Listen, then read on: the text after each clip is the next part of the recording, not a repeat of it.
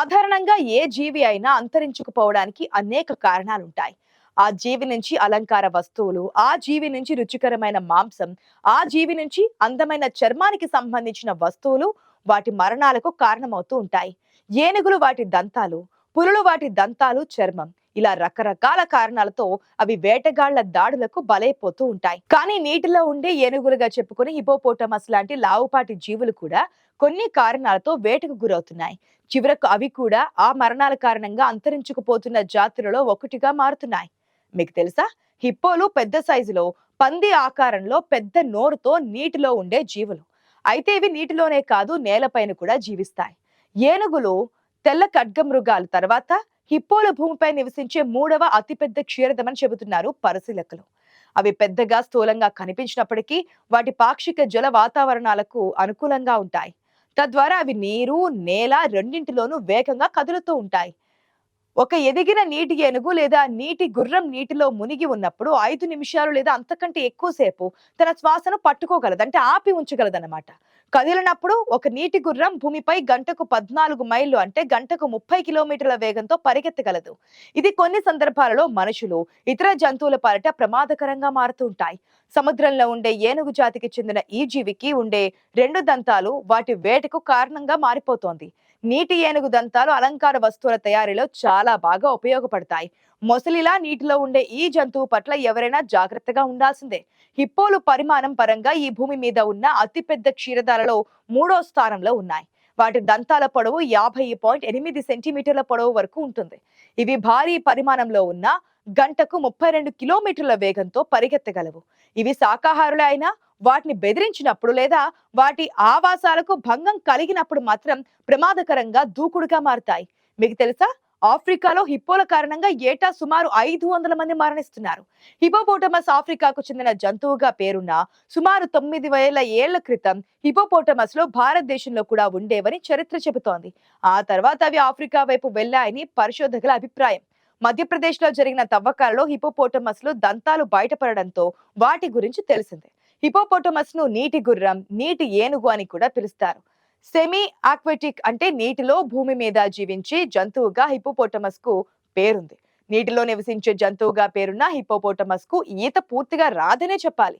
నీటి లోపల నిద్రపోయే అలవాటున్న హిప్పో నిద్ర లేవకుండగానే ప్రతి 3 నుంచి 5 నిమిషాలకు ఒకసారి శ్వాస పీల్చుకోవడానికి నీటి పైకి వస్తుంటాయి. అలా వాటికి ప్రకృతి నుంచి ఏర్పాటు ఉంది. పగలు చల్లగా ఉండేందుకు హిప్పోలు సరస్సులు, నదుల్లో తిరుగుతుంటాయి. హిప్పో శరీరం నుంచి ఎరుపు రంగులో వచ్చే చెమట ఎండ వేడిని తట్టుకునేందుకు ఉపయోగపడుతోంది. నీటినే తన సామ్రాజ్యంగా భావిస్తాయి హిప్పోలు. అందుకే అవి నివసించే ప్రాంతాన్ని కాపాడుకునేందుకు ప్రయత్నిస్తాయి. నీటిలోనే పిల్లల్ని కంటాయి. దృఢంగా కనిపించే హిపోపోటమస్ కు నెమ్మదిగా కదిలే స్వభావం ఉన్న ఆఫ్రికాలో అత్యంత ప్రమాదకరమైన జంతువుగా పేరుంది. శాకాహారిగా పేరున్న హిప్పోలు మొక్కలు ఎక్కువగా తింటుంటాయి. ఒక్క రాత్రిలో 68 కిలోల గడ్డిని కూడా తేలికగా మేసేస్తూ ఉంటుంది. అలాగని హిప్పో కేవలం శాకాహార జీవి అనుకుంటే పొరపాటే. ఎందుకంటే అవి జంతువులు వేటాడి మరీ తింటాయి. హిపోపోటమస్ దగ్గర ఉన్నప్పుడు అవి ఎక్కువగా ఆవలిస్తుందంటే అర్థం దానికి నిద్ర వస్తుందని కాదు. తనను ఒంటరిగా వదిలి మీరు అక్కడి నుంచి వెళ్లిపోవాలని మీకు సిగ్నల్ ఇస్తున్నట్లు అర్థం. జీవావరణ శాస్త్రంలో హిప్పోలది కీలక పాత్ర. ఎప్పుడు నీటిలోనే ఉండే హిప్పో విసర్జించే పేడను చేపలు ఇష్టంగా తింటాయి. ఆ పేడ వాటికి చాలా అవసరమని పరిశోధనల్లో తేలింది. చూడడానికి పందిని పోలినట్లు కనిపించిన డాల్ఫిన్లు, తిమింగలాల జాతికి దగ్గరగా హిపోపోటమస్ ఉంటుంది. ఏనుగు దంతాలపై నిషేధం ఉండడంతో హిప్పోల దంతాలకు డిమాండ్ పెరిగింది. హిప్పోల చర్మం, దంతాల కోసం వాటిని వేటాడి చంపేస్తుంటారు. అందుకే వాటి సంఖ్య గణనీయంగా తగ్గిపోతూ వస్తోంది. ప్రపంచ వ్యాప్తంగా జంతువుల ఎముకలు, చర్మాల నుంచి తయారు చేసే అలంకరణ వస్తువుల పట్ల జనంలో పెరుగుతున్న క్రేజ్ వాటి ప్రాణాల మీదకు తెస్తోంది. జనం తమ లగ్జరీ ఫ్యాషన్ వస్తువుల కోసం వన్యప్రాణులను పణంగా పెడుతున్నారు. మొసలి చర్మం, పాము చర్మం, ఏనుగుల దంతాల కోసం బిలియన్ల కొద్దీ డాలర్ల వ్యాపారం సాగుతోంది. అలాగే దంతాల కోసం నీటి గుర్రాల అక్రమ వేట కూడా నానాటికి పెరుగుతోంది. ఆఫ్రికా ఏనుగుల్లాగే ఇవి అంతరించిపోయే పరిస్థితికి వస్తుందని అంటున్నారు జంతు ప్రేమికులు. ప్రపంచ వ్యాప్తంగా ఏనుగు దంతాల అక్రమ రవాణాపై నిఘా మరింత పెరగడంతో ఇప్పుడు హిప్పోల దంతాల కోసం వేటాడడం పెరుగుతోంది. పోయిన ఏడాది జూన్లో ఏనుగు దంతాల వ్యాపారం మీద బ్రిటన్ దాదాపుగా నిషేధం విధించింది. దాంతో హిప్పో దంతాల వ్యాపారం ఒక్కసారిగా పెరిగినట్లుగా స్వచ్ఛంద సంస్థలు చెబుతున్నాయి. ఏనుగు దంతాల వ్యాపారం మీద నిషేధం విధించిన ఒక నెలలోపే బ్రిటన్లో హిప్పో దంతాల వ్యాపారం పెరిగినట్లు అధికారులు గుర్తించారు. నిజానికి 1989లో ప్రపంచవ్యాప్తంగా ఏనుగు దంతాల అక్రమ రవాణా మీద నిషేధం విధించేందుకు దేశాలు అంగీకరించాయి. అప్పటి నుంచే హిప్పో దంతాల అక్రమ రవాణా మొదలైనట్లుగా పరిశోధకులు చెబుతున్నారు. అసలే అంతరించిపోయే ముప్పు ఎదుర్కొంటున్న హిప్పోలను ఇలా దంతాల కోసం వేటాడితే వాటి మనుగడ మరింత ప్రమాదంలో పడుతుందని పరిశోధకులు హెచ్చరిస్తున్నారు. ఏనుగు దంతాల మాదిరిగానే హిప్పో దంతాలను కూడా బొమ్మలు, కళాకృతులు వంటివి చేసేందుకు ఉపయోగిస్తారు. ఏనుగు దంతాలతో పోలిస్తే హిప్పో దంతాలను సాధించడం చాలా సులభం. అలాగే ఖరీదు కూడా చాలా తక్కువ. ఏనుగు దంతాలు 2 మీటర్ల వరకు పొడవు ఉంటాయి. కానీ ఖడ్గమృగాల దంతాలు 50 సెంటీమీటర్ల వరకు పెరుగుతాయి. ఏనుగు దంతాలతో బొమ్మలు చెక్కడం సులభం. కానీ హిప్పో దంతాలు గట్టిగా ఉంటాయి కాబట్టి చెక్కడం అంత తేలికైన పని కాదు. హిప్పోలలో 2 రకాలుంటాయి. ఇవి నీటిలో బాగా శక్తివంతంగా ఈత కొట్టే సామర్థ్యం కలిగి ఉంటాయి. పిరికిగా ఉంటూ తేలికగా భయపడే మనస్తత్వం కలిగి ఉంటాయి. ఇవి గర్భం దాలిస్తే 243 రోజుల వరకు గర్భధారణ ఉంటుంది. అంటే 8 నెలలన్నమాట. సముద్రపు గుర్రాలని పిలువబడే హిప్పోలు తమ శిశువులకు పాలిచ్చి పెంచుతూ ఉంటాయి. బరువు విషయానికి వస్తే 1200 నుంచి 3000 కిలోలుగా పెరిగే హిప్పోలు రాత్రిపూట చాలా చురుకుగా ఉంటాయి. 7 నుంచి 16 అడుగుల పొడవు వరకు పెరుగుతాయి. ఎక్కువగా నదులు, సరస్సులు మరియు చిత్తడి నేలలో హిప్పోలు నివసిస్తూ ఉంటాయి. చూడ్డానికి ఏనుగుల అంత పెద్ద ఆకారం కలిగి ఉన్న వేగంగా కదలడం వీటి స్పెషాలిటీ. సాధారణంగా శాకాహారులుగా ఉండే హిప్పోలో కోపం వస్తే దేన్నైనా మింగేందుకు రెడీ అవుతారు. మొన్న ఈ మధ్య 2 వారాల క్రితం యుగాండాలో నీటిలో ఉన్న హిప్పో నదీ సమీపంలో ఆడుకుంటున్న బాలుడిని అమాంతం మింగేసింది. ఆఫ్రికాలోని అత్యంత ప్రమాదకరమైన జంతువులలో హిప్పో కూడా ఒకటి.